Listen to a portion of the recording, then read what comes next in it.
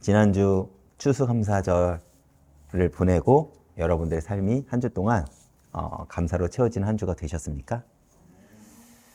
사실 그리스도인은 필연적으로 이제 예수를 믿는다는 것은 필연적으로 십자가를 마주할 수밖에 없죠. 그때 여러분들은 지난주 말씀 제목처럼 그럼에도 감사합니다라는 그러한 믿음의 고백을 하실 수 있으신가요? 여러분들이 십자가로 인해 구원의 하나님으로 기뻐할 때, 또 환경이 아닌 여러분들의 영혼을 바라볼 때, 세상의 방법과 세상의 원리가 아니라 하나님의 방법과 원리로 살아갈 때 비로소 우리들의 현실의 고난이 승리의 높은 곳으로 변할 것입니다. 더 나아가 여러분들의 삶은 하나님의 역사로 채워지는 그 기쁨을 마침내 맛보게 될 것입니다. 우리가 신앙생활하면서 이 사실을 잊지 않았으면 좋겠습니다. 그리고 우리는 지금 계속해서 사무엘 하를 함께 보고 있습니다. 우리가 역사서를 보는 이유는 분명합니다. 이 역사서를 통해 우리의 삶의 실존을 마주하기 때문에 그렇습니다. 어떻게 보면 이스라엘 이 백성들의 모습이 우리들의 모습과 너무나도 닮아있기 때문에 그래요. 다윗은 사무엘에게 기름을 부음 받은 후 무려 15년이라는 그 긴 세월을 기다렸죠. 그리고 사울이 죽은 후에도 7년 6개월이라는 시간 동안 유다 지파만 다스리면서 그는 하나님의 시간표를 기다렸습니다. 그리고 드디어 북이스라엘의 실권자였던 아브넬이 다윗에게 투항하면서 마침내 통일 왕국의 문이 열리는 듯한 상황이 벌어졌죠. 그런데 오늘 본문은요, 그 소망의 문이 한순간에 무너져 내리는 그 충격적인 사건을 우리가 마주하게 됩니다. 다윗이 자신에게 투항하고 돌아가는 그 아브넬을 다윗의 군대 장관인 요압이 다윗 몰래 불러내어 죽여버린 사건이 오늘의 이야기죠. 이 사건은 하나님의 나라가 세워지는 그 과정에서 어떻게 보면 우리가 늘 마주하게 되는 영적 싸움의 본질을 우리에게 보여주는 사건이기도 합니다. 우리가 왜 성경을 보냐라고 하면 이런 성경 속 이야기를 통해서 우리는 영적인 원리를 발견하기 때문에 그래요. 여러분, 우리 인생에도 요압과 같은 사람이 한 명쯤은 있을 것입니다. 내가 필요를 하는데 부담스러운 사람, 그렇다고 같이 가기도 어려운 사람, 함께 하자니 내 양심이 허락하지 않고 버리자니 현실적으로는 버릴 수 없는 그런 관계들이 우리 주변에도 있죠. 어떤 분에게는 그 사람이 가족일 수도 있고, 어떤 분에게는 직장 동료일 수도 있고, 우리 아이들에게는 같이 이제 학교 다니는 선생님이나 우리 친구들일 수도 있겠죠. 다윗에게 요압은 그런 존재였습니다. 그리고 오늘 우리는 사무엘하 3장 22절부터 이제 끝까지를 우리가 함께 보려고 하는데, 이 말씀을 통해 이런 요압의 문제를 다윗은 어떻게 다루었는지, 그리고 우리는 이 다윗의 사건을 통하여 어떻게 이 문제를 풀어가야 되는지를 함께 우리가 알아보고자 합니다. 먼저 22절을 제가 한번 읽어보겠습니다. 다윗의 신복들과 요압이 적군을 치고 크게 노력한 물건을 가지고 돌아오니 아브넬은 이미 보냄을 받아 평안히 갔고 다윗과 함께 헤브론에 있지 아니한 때라. 앞서 사무엘하 2장을 보면 요압의 동생 아사엘이 아브넬의 창에 죽은 사건이 나옵니다. 근데 어떻게 죽었죠? 아브넬이 찔렀습니까? 그렇지 않죠. 그가 아브넬을 쫓아오다가 너무 빨라서 창 뒤끝에 찔려 죽인 것입니다. 아브넬을 끊임없이 계속 근거했죠. 자신을 쫓아오지 말라고. 그래서 요압은 아브넬에게 분노가 있었습니다. 그런데 요압이 전쟁터에 나가 있는 사이에 아브넬이 왔다 갔다는 소식을 들었어요. 이것이 우연일까요? 그렇지 않죠. 어쩌면 이것은 하나님의 의도이고 하나님의 섭리일 것입니다. 왜냐하면 만약에 그 자리에 요압이 있었다면 아마 요압은 동생에 대한 복수를 하려고 아브넬이 다윗에게 투항하는 그 협상일이 어그러졌을 거예요. 아마 난동을 피웠겠죠. 내가 아브넬을 죽여야 한다고요. 그렇게 하나님은요, 의도적으로 요압을 그 자리에서 비우신 것입니다. 그런데 누군가가 요압에게 아브넬이 다윗과 협상하고 돌아갔다는 그 소식을 전하게 되죠. 그래서 24절을 보면 그 소식을 듣고 요압은 다윗에게 달려가 항의하는 장면이 나옵니다. 제가 한번 읽어보겠습니다. 요압이 왕에게 나아가 이르되 어찌함이니까 아브넬이 왕에게 나왔거늘 어찌하여 그를 잘 가게 하셨나이까. 지금 이 성경의 내용이 되게 정중하고 되게 왕을 존경하는 마음으로 말하는 것 같습니까? 그렇지 않죠. 자신의 분노를 다스리지 못하면서 터져나오는 말이라고 여러분 보이지 않으십니까? 그렇다면 왜 요압은 이런 모습을 가지고 다윗에게 항의했을까요? 너무 분하다는 것이죠. 너무 억울하고 너무 화가 난다는 것입니다. 그 분노를 왕 앞에서도 숨기지 않은 것입니다. 근데 사실 어찌 보면 인간적으로 보면 요압의 마음이 이해가 되기도 합니다. 그런데 여러분 한번 정확하게 보십시오. 어떤 사건이죠? 이것은 이스라엘이 다시 통일이 되느냐 그렇지 못하느냐의 그 국가적 차원의 일입니다. 개인적 감정이 들어가면 안 되는 그 국가적 일입니다. 대통령입니다. 대통령이 가지고 있는 그 사사로운 감정을 국정일에 쏟아부으면 되겠습니까? 그렇지 않죠. 그리고 또 다윗과 요압은 어떤 관계죠? 왕과 신하의 관계예요. 신하가 왕이 하는 일에 달려가 자신의 분노를 내면서 항의를 한다는 것은 사실 상식에서 벗어난 행동입니다. 죽어도 마땅해요. 처형당해도 마땅한 행동입니다. 그런데 24절을 보면 요압이 다윗에게 항의하는 그 말 속에서는 다윗을 향한 그 비난과 책망이 들어있다는 것을 우리가 확인할 수가 있습니다. 즉, 지금 요압은 자신이 배제된 상태에서 다윗이 아브넬과 협상하는 것에 대해서 분노를 했고 이러한 자신의 분노 때문에 지금 아브넬은 다윗을 왕으로 인정하지 않는 모습을 지금 보여주고 있는 거예요. 그러면서 자신의 개인적인 복수심 때문에 그 다윗의 결정을 뒤엎고자 지금 온 것입니다. 또한 다른 이유도 있었겠죠. 이 협상이 계속 그대로 진행이 된다면 이스라엘이 통일되는 과정에서 자신보다 아브넬의 공이 더 크다는 것은 명백합니다. 왜요? 북이스라엘의 그 정권을 다윗에게 넘겨줬잖아요. 그렇죠. 이러한 복잡한 개인적인 감정과 이익으로 인해 요압은 다윗에게 분노를 한 것입니다. 그리고 제가 이어서 26절 한번 보겠습니다. 이에 요압이 다윗에게 나와 전령들을 보내 아브넬을 쫓아가게 하였더니 시라 우물가에서 그를 데리고 돌아왔으나 다윗은 알지 못하더라. 여러분, 여기서 우리가 주목한 것은 무엇이냐면 요압이 전령을 보냈어요. 전령을 보내야 될 주체는 원래 누구여야 되죠? 왕이어야 됩니다. 그런데 왕인 다윗은 알지 못하더라라고 성경은 이야기를 하고 있어요. 이것은 무슨 의미냐? 바로 아합이 자신의 개인적인 감정 때문에 왕의 이름을 도용했다는 것입니다. 그리고 시라 우물가, 이 시라 우물가는 헤브론이라는 지역에서 북쪽으로 대략 4km 떨어진 곳이라고 합니다. 다시 말해 요압은 아브넬이 그리 멀리 가지 않았다는 것을 아는 거예요. 그래서 서둘러 전령을 보내서 전령을 아브넬에게 보낸 것이죠. 지금 요압은 아브넬이 아직 멀리 가지 못한 것을 알았고 마치 다윗의 명령인 것처럼 전령을 아브넬에게 보낸 것입니다. 그래서 요압은 급하게 전령을 아브넬에게 보낸 것이에요. 그리고 아브넬은 아무 의심 없이 성 안으로 들어온 것입니다. 이 말이 이해 가시죠? 내가 협상하는 과정 속에, 내가 투항하는 과정 속에 뭔가 부족한 게 있나 보다. 다시 다윗이 나를 불렀는가 생각을 해가지고 다시 성 안으로 들어간 것입니다. 그런데 자신이 성 안으로 들어가니 어떤 일이 벌어지죠? 27절 한번 제가 읽어보겠습니다. 아브넬이 헤브론으로 돌아가매 요압이 더불어 조용히 말하려는 듯이 그를 데리고 성문 안으로 들어가 거기에 배를 찔러 죽이니 이는 자기 동생 아사엘의 피로 말미암이러라.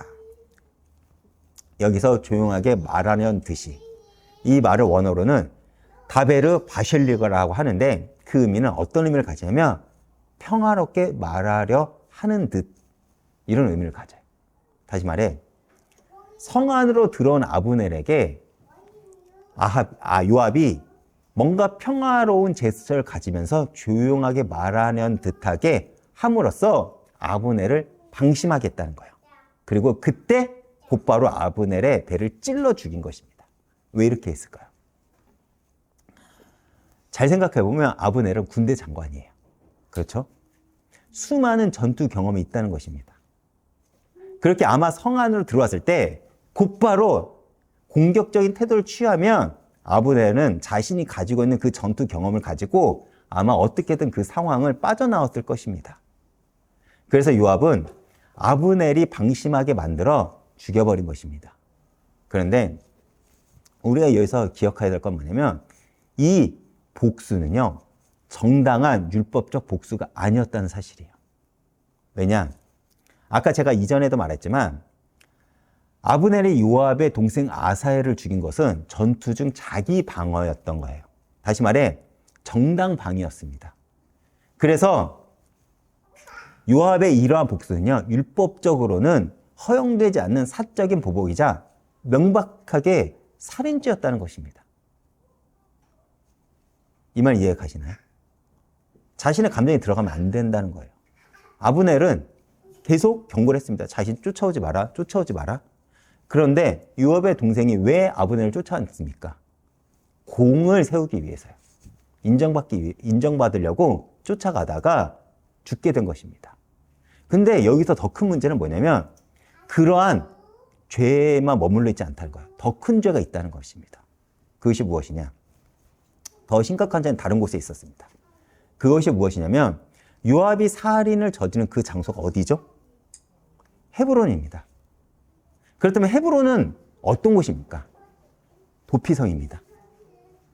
민수기 35장에 보면 하나님께서 이스라엘 백성에게 6개의 도피성을 정해주셨는데 헤브론이 그 중에 하나예요. 도피성이 어떤 곳이죠? 실수로 사람을 죽인 자가 피해와서 보호받을 수 있는 거룩한 성읍이 바로 도피성입니다. 그런데 요압은 바로 그 도피성 안에서 뭘 저질렀다고요? 사람을 죽인 것입니다. 사람을 보호해야 될 곳에서 사람을 죽인 거예요. 요압이 헤브론이 도피성인 것을 몰랐을까요? 아니요. 이스라엘 백성이라면 누구라도 이곳이 어떤 곳인지 알았습니다. 왜냐? 내가 어떤 일을 저지를지 모르잖아요. 그래서 모든 이스라엘 백성들은 도피성이 어디 있는지를 어렸을 때부터 교육을 받습니다. 그러나 요압에게는 그것이 중요한 게 아니에요. 지금 요압에게는 자신의 개인적인 감정이 하나님 말씀보다 앞선 것입니다. 그래서 이곳이 하나님의 율법이 있는 장소라도 그는 자신의 감정을 앞세워 아브넬을 죽인 것입니다. 이것이 요압이 왕의 권위뿐만 아니라 하나님의 말씀을 정면으로 무시하고 짓밟은 것이라는 것이죠. 그런데 중요한 건 이거예요. 이러한 요압의 모습이 우리에게는 없을까요? 우리는 스스로에게 이런 질문을 해봐야 합니다. 그렇지 않죠? 우리 역시 이러한 요압의 모습이 종종 나올 때가 있습니다. 우리는 예수를 믿는다고 고백을 하지만 여전히 내 감정과 상황이 앞설 때가 많죠. 내 감정이 앞서면 예수가 뭐가 없을 때가 우리가 너무 많지 않습니까? 하나님 말씀이 뒷전일 때가 너무나도 많지 않습니까? 또한 하나님의 이름을 외치지만 우리의 그 사적인 분노를 정당화할 때도 있습니다. 교회를 위해서입니다.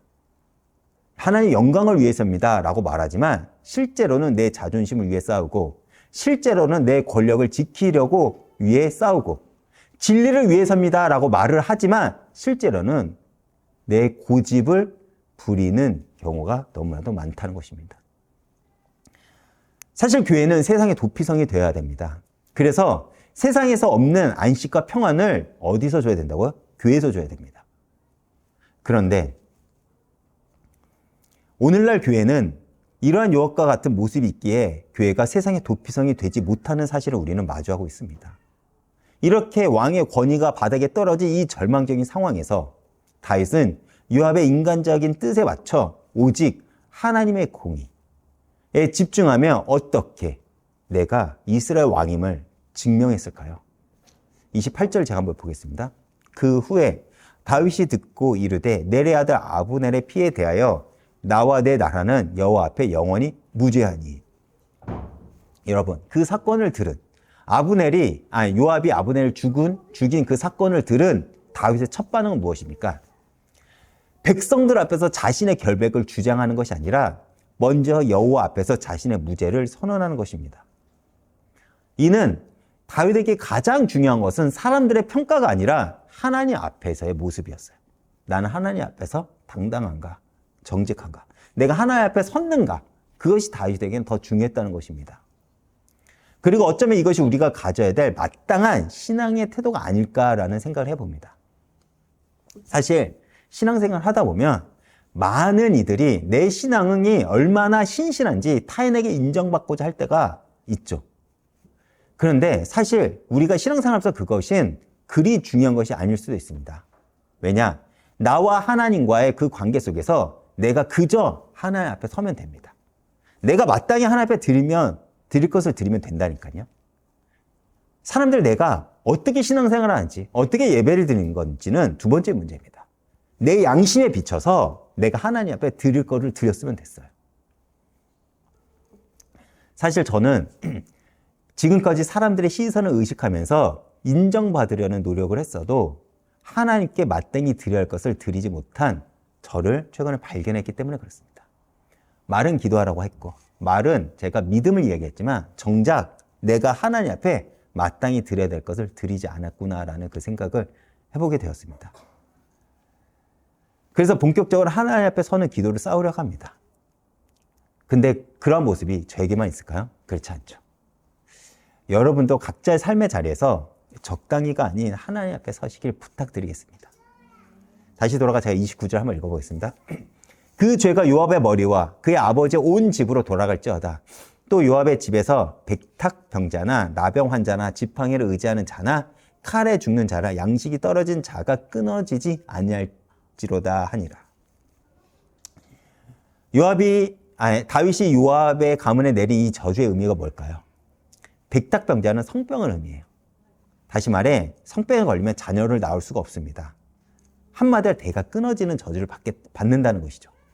그리고 나병 환자는 공동체에서 격리되어 살아야 합니다. 그리고 지팡이를 의지한다는 것은 불구가 되어 제대로 서지 못한다는 의미를 가지고, 칼에 죽는다는 것은 비명 횡산을 한다는 것이고, 양식이 떨어진다는 것은 굶어 죽는다는 것입니다. 이것이 어떤 의미일까요? 어떤 의미일까요? 이런 의미입니다. 여러분, 하나님을 모르는 이들은 이 땅에 살아갈 때는 우리가 눈으로 볼 때는 잘 되는 것 같지만 이미 그 끝은 정해져 있어요. 어찌 보면 하나님은 그들을 내버려 두십니다. 내버려 두세요. 그래, 이 땅에 사는 데까지 네가 잘 먹고 잘 살아도 돼. 왜? 그 끝은 정해져 있기 때문에 그렇습니다. 그러나 우리는 다르죠. 우리는 하나님의 택함을 받았습니다. 근데 왜 우리는 이 땅에서 실패할까요? 바로 어찌 보면 우리도 요압처럼 하나님의 말씀을 너무 가볍게 생각하기 때문입니다. 요압처럼 내 생각, 감정, 상황, 형편이 언제나 하나님 말씀보다 앞서기 때문입니다. 그래서 어찌 보면 우리가 실패하는 거예요. 하나님이 우리를 택하셨을 때 목적이 무엇이었을까요? 이 땅에서 잘 먹고 잘 살라고 우리를 택하셨을까요? 그렇지 않죠. 하나님 사람답게 살라는 거예요. 나를 증명해달라는 것입니다. 내 명예를 너에게 맡겼다는 것입니다. 근데 우리가 하나님 말씀을 가볍게 여긴다면, 우리가 세상처럼 내 감정과 상황이 하나님 말씀보다 앞선다면 어떻게 될까요? 하나님은 그것을 보고 있지 않으시겠죠. 오히려 그 사람을 더 구원하고 더 사랑하기에 어떻게 보면 책망하시는 걸 수도 있습니다. 그렇다면 우리가 승리의 길로 가는 방법도 마찬가지입니다. 말씀을 내 삶의 중심을 두고 살아가면 됩니다. 그렇다면 하나님은 우리를 승리의 자리에 두실 것이고, 우리는 마침내 나의 하나님을 고백하게 될 것입니다. 다시 돌아가 그렇다면 왜 다윗이 이런 저주를 선포하면서도 요압을 바로 그 자리에서 처벌하지 못했을까요? 우리가 오늘 본문 마지막을 보면 그 힌트가 나옵니다. 여기서 뭐라고 하죠? 오늘 약하여 스루의 아들 이 사람들을 제어하기 너무 어려우니 라고 합니다. 자신이 약하다는 거예요. 지금 다윗은 아직 왕권이 완전히 확립되지 않는 상태였습니다. 7년 6개월 동안은 유다 지파만 다스렸고 이제 막 북이스라엘과 통합을 논의하는 단계였죠. 그리고 요압은 군대 장관이었습니다. 자기만의 세력이 있겠죠. 이때 군대 장관이었던 요압을 처형한다면 어떤 상황이 벌어질까요? 혼란스럽고 분열된 상황이 일어날 것입니다. 그렇죠. 이런 상황이 일어날 거라는 거 다윗이 알았어요.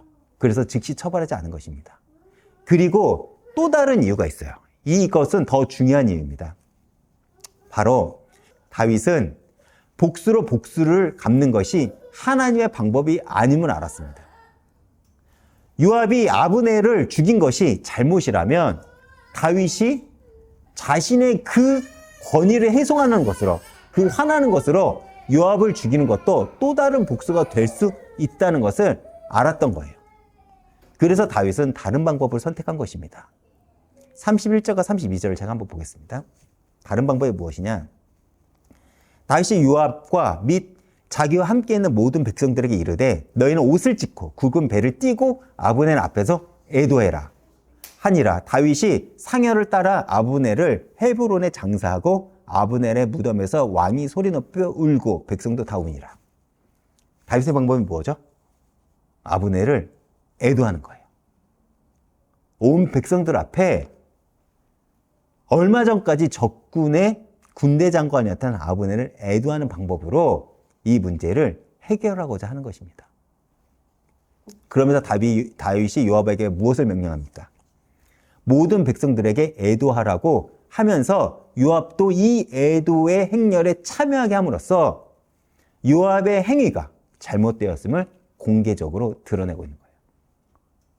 너가 한 행동은 마땅치가 않아. 그것은 하나님의 방법이 아님을 다윗은 드러내고 있는 것이죠. 그런데 왕이 얼마 전까지 적군의 장군이었던 사람의 상여를 직접 하면서 따라갑니다. 여기서 멈추는 것이 아니라 무덤에서 소리를 높여 울기까지 하죠. 이러한 다윗의 행동은 하나님 앞에서 자신의 정당함을 드러내는 것이면서 동시에 진심으로 아브넬의 죽음을 슬퍼하는 장면이라는 것입니다. 그래서 금식까지 하면서 아브넬의 죽음을 애도하는 것이에요. 왜 이렇게까지 했을까요? 앞서 이야기했듯이 이제 막 열리려던 그 평화의 문이 이 요압의 개인적인 사사로운 감정 때문에 닫혀버릴 위기에 처했기 때문에 그렇습니다. 하나님의 백성들이 하나가 되는 그 비전이 깨어져 버릴 그 위기 앞에 서 있었기 때문에 다윗은 그것이 너무 슬펐던 거예요. 그렇기에 애가까지 만들면서 그 아픔을 노래하는 것입니다. 그러면서 동시에 다윗은 애가를 통해 요압의 행위가 불의한 것임을 온 백성들 앞에 선포하고 있는 거예요. 이것은 굉장히 지혜로운 방법이었습니다. 바로 요압을 처형했다면 분열이 일어났을 거예요. 야, 전령을 혹시 다윗이 보낸 거 아니야? 라고 많은 백성들이 오해했을 거예요. 직접적으로 요압을 비난하지 않으면서도 애가라는 그 문학적인 형식을 통해 진실을 드러낸 것입니다. 그리고 이러한 다윗의 애가를 들은 백성들을 기뻐했다고요. 왜냐하면 다윗이 어디서요? 이 헤브론에서 아브넬을 죽이지 않았다는 것을 알기 때문에 그렇습니다. 도피성에서 사람을 죽이지 않아야 된다. 누구나 알고 있는 이스라엘의 상식입니다. 근데 만약 그곳에서 왕이 율법을 어겼다고 하면 백성들의 그 박탈감은 얼마나 클까요? 그렇죠. 근데 왕이 그렇게 하지 않았다는 것을 알게 된 백성들이 기뻐했다는 것이에요. 만약 다윗이 이렇게 공개적으로 애도하지 않았다면 어떻게 됐냐? 백성들은 다윗이 평화협상을 가장해서 아브넬을 불러들인 후 요압을 시켜서 죽였구나라고 생각을 하고 우리 왕이 율법을 어기는 왕이구나라고 생각을 했을 것입니다. 아마 사울을 더 그리워하는 백성들도 많았을 거예요. 다윗의 나라는 시작부터 배신과 음모의 나라, 그 율법을 어긴 그런 나라가 됐을 것입니다. 사울의 나라와 다를 바가 없는 나라가 되었을 것이죠. 그래서 다윗은 이렇게까지 해서라도 진실을 밝히고 하나님의 공의가 자신의 나라에 흐르도록 해야 했던 것입니다. 그러면서 제가 39절을 이어서 읽어보겠습니다. 내가 기름 부음 받은 왕이 되었으나 오늘 약하여서 스루야의 아들이 이 사람들을 제어하기가 너무 어려우니 여호와는 악행한 자에게 그 악대로 갚게 하실지로다 하니라.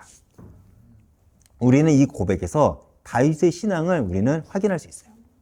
다윗이 뭐라고 하죠? 내가 기름 부음 받은 왕이 되었으나. 여기서 우리는 다윗은 자신이 하나님의 선택을 받았다는 그 확신을 가지고 있음을 발견합니다. 그렇기에 상황이 흔들리지 않고 언제나 하나님 중심으로 살아갈 수 있던 다윗의 비밀, 하나님께서 나를 택하셨구나, 그 사실을 알고 있었기 때문에 그렇습니다. 여러분, 우리가 하나님께 택함을 받고 구원을 받았다는 확신을 잃어야 됩니다. 그런데 많은 이들이 이것을 오해해 내가 구원을 받았으니 이제 마음대로 살아도 된다 식으로 갈 때가 너무나도 많아요. 아니에요. 구원받았다는 그 사실은요, 내가 이제 하나님의 사람으로 살아가겠습니다 라는 그 고백 위에 담겨야 된다는 거예요. 그러나 내가 정말 구원받은 자라면 구원을 주신 이를 기억하면서 그 명예와 책임을 다해야 된다는 것입니다. 그것을 다윗이 알았다는 거예요. 하나님께서 나를 택하셨으니 나는 그 명예와 그 책임을 지고 살아가겠다. 나는 하나님 중심으로 살아가겠다라는 그 고백이 담긴 고백이 바로 내가 기름을 부은 받은 왕이 되었습니다라는 그 고백입니다. 그러면서 다윗은 뭐라고 하죠? 오늘 약하여라고 하면서 자신의 현실의 한계를 인정하기도 합니다. 우리도 마찬가지죠. 여러분 강하십니까? 아니죠. 우린 약합니다. 그런데 많은 이들이 여전히 하나님 앞에서도 나를 증명하려고 합니다. 나의 의를 드러내려고 하고 나의 열심을 하나님 앞에 드리려고 합니다. 근데 그것은 올바른 신앙의 태도가 아닙니다. 우리의 약함을 인정하면서도 하나님을 의지하는 것, 그것이 지금 다윗의 고백이고 우리의 고백이 되어야 할 것입니다. 그렇다면 여호와는 악행한 자들에게 그 악대로 갚으실지로다라는 다윗의 고백처럼 하나님은 우리의 약함을 당신의 강함으로, 우리의 부족함을 당신의 풍성함으로 채워주실 것입니다. 그리고 이것을 우리는 신앙이라고 이야기를 합니다. 하나님의 부르심은 분명한데 현실은 약하고 그래도 우리는 여전히 하나님을 신뢰하는 것. 우리가 예수를 믿는 이유죠. 실제로 열왕기상 2장 5절부터 6절을 보면 다윗이 죽기 전에 솔로몬에게 유언 하나를 남깁니다. 제가 한번 읽어보겠습니다. 스루야의 아들 요압이 내게 행했던 일, 곧 이스라엘의 군대 두 사령관 넬의 아들 아브넬과 예델의 아들 아마사에게 행한 일을 내가 알거니와 그가 그들을 죽여 태평 시대의 전쟁에 피를 흘리고 전쟁의 피를 자기의 허리에 띤 띠와 발에 신은 신에 묻혔으니 내 지혜대로 행하여 그의 백발이 평안히 스올에 내려가지 못하게 하라. 다윗은 죽는 순간에도 이 일을 잊지 않았다는 것입니다. 요압이 행했던 일을요. 그리고 하나님은 솔로몬을 통해 이 심판을 허락하십니다. 결국 요압은 솔로몬에 의해 처형이 되죠. 이렇듯 하나님의 응답은 때로는 늦게 오는 것 같아도 반드시 이루어짐을 여러분들이 믿으시길 바라겠습니다. 그런데 여러분, 우리 인생에도 이러한 요압과 같은 사람이 있지 않습니까? 같이 가고 싶지 않지만 같이 가야 한 사람. 그 사람이 가족일 수도 있고 직장 사람일 수도 있으며 어떻게 보면 교회 안에 같이 있을 수도 있습니다. 그때 우리는 어떻게 해야 될까요? 요압의 길이 아닌 다윗의 길을 가시길 바랍니다. 그렇게 묵묵히 신앙의 길을 걸을 때 결국 그들도 다윗이 왕임을 인정하게 될 것이에요. 여러분, 신앙의 싸움이 무엇인지 아십니까? 멋있게 이기는 것, 화려하게 승리하는 것이 아닙니다. 묵묵히 그 길을 가는 것이 신앙의 싸움입니다. 울면서 가는 것입니다. 하나님을 바라보면서 하루하루를 살아가는 것입니다. 요압과 싸우는 것이 아니라 요압이 있음에도 불구하고 하나님의 길을 가는 것입니다. 그래서 신앙의 싸움은 미래를 묻는 게 아닙니다. 신앙은 하루의 싸움입니다. 다윗처럼 하루를 사는 것입니다. 오늘 하루를 내 삶에서 하나님을 증명해서 사는 것이 신앙생활입니다. 하루를 잘 살면 일주일을 잘 살게 되고, 일주일을 잘 살면 한 달을 잘 살게 되고, 한 달을 잘 살면 우리는 1년을 잘 살게 될 것입니다. 그리고 그 1년을 잘 살게 되면 우리는 성도로서 평생을 멋지게 살아가는 하나님의 자녀가 될 것입니다. 여러분, 우리는 지금 어디에 집중하고 있습니까? 우리 속에 튀어나오는 분노와 그 감정은 무엇입니까? 우리가 그 분노를 보면서 우리가 무엇에 집중하고 있는지를 우리는 알 수 있습니다. 요압의 분노는 무엇이었습니까? 자기 동생의 복수, 자기 자리에 대한 위협, 자기 권력에 대한 욕심이었습니다.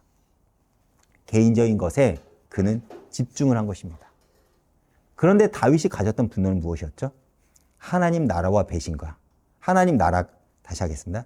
하나님 나라가 배신과 음모의 나라가 되는 것, 하나님의 공의가 무너지는 것, 하나님의 영광이 가려지는 것에 대한 분노가 다윗에게 있었습니다.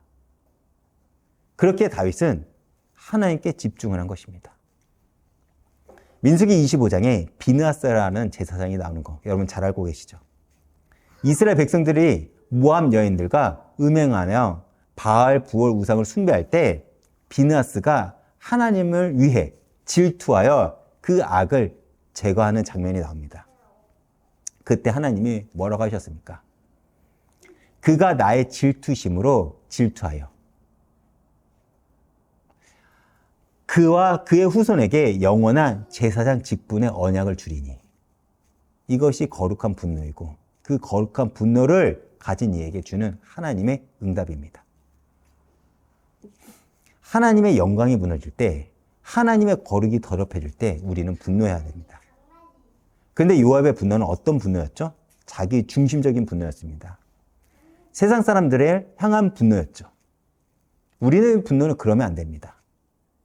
근데 혹시 우리도 요압처럼 내가 이렇게 충성했는데, 내가 이렇게 헌신했는데 왜 나를 인정해 주지 않습니까? 라고 분노하고 있지 않는지를 우리는 스스로를 점검해 봐야 할 것입니다. 우리가 무엇에 집중하느냐에 따라 우리의 삶은 결정이 됩니다. 정말 최선을 다해 하나님께 집중하시길 바랍니다. 그래서 저도 이 말씀을 준비하면서 다시 한번 그 다짐을 하게 되었습니다. 그래서 이전까지 사실 제가 부끄럽지만 부담된다고 해서 미처 하지 못했던 그 평일의 예배를 제가 드리고자 해요. 내년부터는요. 바쁘다는 핑계로 못했던 기도도 쌓으려고 합니다. 저 진짜 하나님께 그렇게 매달리려고 합니다. 여러분들도 제 결단에 동참해 주시길 부탁드립니다. 그렇다면 우리 교회는 다윗이 세운 나라처럼 하나님 나라를 증거하는 교회로 세워질 거라 믿어 의심치 않습니다. 결론입니다. 여러분, 우리도 다윗처럼 오늘 약합니다. 우리 주변에 요압을 당장 제거할 힘도 없고 그렇다고 그와 함께 갈 수도 없는 그 딜레마 우리 삶에 있죠. 가정에서, 직장에서, 사업에서, 심지어 교회에서도 이런 요압의 문제로 여러분들 고민하고 계실 것입니다. 그러나 분명하게 기억하시길 바랍니다. 사무엘 하 3장 1절에 성경은 뭐라고 이야기를 하고 있습니까? 사울의 집과 다윗의 집 사이에 전쟁이 오래매 다윗은 점점 강하여 가고 사울의 집은 점점 약하여 가니라. 이것이 하나님의 사람을 하나님이 책임지는 방법입니다. 하나님 편에 서고 하나님 말씀을 따르면 하나님 앞에 서는 자가 강해지고 마침내 승리한다는 것이죠. 오늘도 여러분의 요압이 여러분들을 도발할 것입니다. 여러분들의 분노를 자극하고 복수심을 부추길 것입니다. 그러나 우리는 요압의 길이 아닌 다윗의 길을 선택해야 합니다. 내 분노가 아닌 하나님의 공의를, 내 방법이 아닌 하나님의 방법을, 내 때가 아닌 하나님의 시간표를 선택하는 것입니다. 사랑하는 이은교회 성도님들, 이번 주 한 주간 동안 요압과 싸우지 마시길 바랍니다. 요압을 이기려고 하지 마십시오. 대신 하나님을 붙잡고 가시길 바랍니다. 하나님, 적어도 저는 그들과 다른 인생을 살아가겠습니다. 복수와 원망과 불평이 아니라 하나님의 공의와 사랑을 기억하며 다윗의 길을 가겠습니다. 이 고백을 하시면서 매일 하루를 승리하시길 바라겠습니다. 또한 여러분들이 약하다고 느낄 때 내가 기름 부음을 받은 왕이 되었으나 오늘 약하여 라고 했던 다윗의 고백을 기억하십시오. 우리도 하나님 자녀가 되었으나 오늘은 약합니다. 여전히 약하죠. 그러나 여호와는 악행한 자에게 그 악한 대로 갚으실지로다라는 그 다윗의 고백처럼 하나님은 우리의 억울함을 아시고 그 억울함을 갚아주실 것입니다. 그리고 하나님은 역사하실 것입니다. 하나님이 함께 하실 것입니다. 그렇게 날마다 하나님께 집중하며 여러분들의 인생 속에 오직 하나님의 흔적만을 남기시길 부탁드리겠습니다.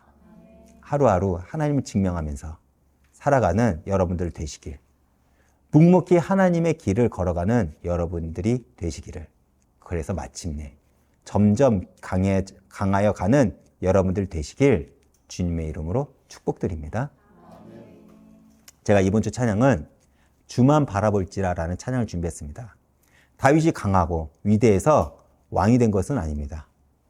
다윗이 왕이 된 이유는 다윗은 언제나 하나님을 바라보았고 하나님의 말씀을 따르고자 했으며 하나님을 증명하고자 했습니다. 그렇게 하나님은 다윗에게 빛을 비춰주셨고 다윗의 신음에도 응답하셨으며 더 나아가 마침내 예수 그리스도를 예표하는 왕으로 세워주셨습니다. 우리도 마찬가지겠죠. 우리도 주를 바라보며 다윗의 길을 간다면 어두운 그 인생 속에서도 하나님은 우리에게 빛을 비춰주실 것이고 우리의 그 아픈 신음에 응답하시며 마침내 승리의 자리로 세워주실 것입니다. 오늘도 이 찬양을 통해 큰 은혜 받으시길 바라겠습니다.